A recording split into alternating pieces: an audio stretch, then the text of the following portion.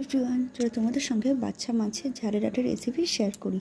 প্রথমে দেখছি বাচ্চা মাছগুলো নুন হলুদ মাখিয়ে কড়াইতে সরষের তেল গরম করে মাছগুলো দিয়ে খুব ভালো করে ভেজে নেব। এই মাছগুলো প্রচুর পরিমাণ ফাটে, তাই খুব সাবধানে তোমরা রান্না করবে। যখনই রান্না করবে দেখেছো কড়াইতে দেওয়ার সাথে সাথেই মাছগুলো ফাটতে শুরু করে দিচ্ছি। আমি তার জন্য তাড়াতাড়ি করে ঢাকা দিয়ে দিলাম। ঢাকা দিয়ে মাছগুলো ভেজে নেব। এভাবে ঢাকনা দিয়ে আস্তে আস্তে করে মাছগুলো উল্টাতে হবে। দেখো এবার আমি ঢাকনা খুলেছি, মাছগুলো দুপাশ দিয়ে আমার খুব ভালো করে ভাজা হয়ে গেছে। এবারে আমি মাছগুলো নামিয়ে নিচ্ছি। এবার ওই তেলের মধ্যে দিয়ে দিলাম কিছুটা কালো জিরে ফোড়ন। কালো জিরেটা হালকা ভাজা হতে দিয়ে দেবো স্লাইস করে কুচিয়ে রাখা পেঁয়াজ। এই রান্নাটা সরষের তেলে করলে খুবই টেস্টি হয়। যদি তোমরা যদি সাদা তেলে করতে চাও করতে পারো, কিন্তু সরষের তেলেই বেশি টেস্টি হবে।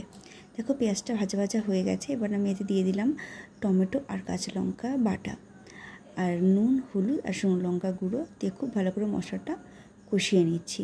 মশলাটা একদমই কষে গেছে। এবার আমি এতে কাঁটানা ধুয়ে কিছুটা পরিমাণ জল অ্যাড করলাম। এবার আমি জলটা ফুটে যাওয়ার জন্য অপেক্ষা করব, তারপরে নেক্সট স্টেপের দিকে এগোবো।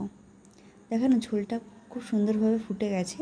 এবার এখানে সাবধানে মাছগুলো দিয়ে দেব, দিয়ে ঢাকা চাপা দিয়ে কিছুক্ষণ ফুটিয়ে নেব। এখানে দেখো ঝোলটা অনেকটা পরিমাণে শুকিয়ে এসছে, মাছটা অনেকক্ষণ ঝোলের মধ্যে ফুটেছে। এবার ওতে আমি পেস্ট করে রাখা সর্ষে আর কাঁচা লঙ্কা উপর দিয়ে দেব। সর্ষে বাটিটা ধুয়ে আমি একটু জল দিয়ে দিয়েছিলাম, সেটাও আর 2-5 মিনিট শুকিয়ে নেব, যতক্ষণ না ঝোলটা শুকিয়ে আসছে। আর তোমরা যদি একটু ঝালটা বেশি খাও, এই সময় চেরা কাঁচা লঙ্কা অ্যাড করতে পারো। দেখো তরকারিটা একদমই রেডি। এবার এটা আমি গরম গরম সার্ভ করব। তোমাদের আজকের ভিডিওটা কেমন লাগলো আমাকে অবশ্যই জানিও। আর প্লিজ সবাই চ্যানেলটা সাবস্ক্রাইব করো। Thank you.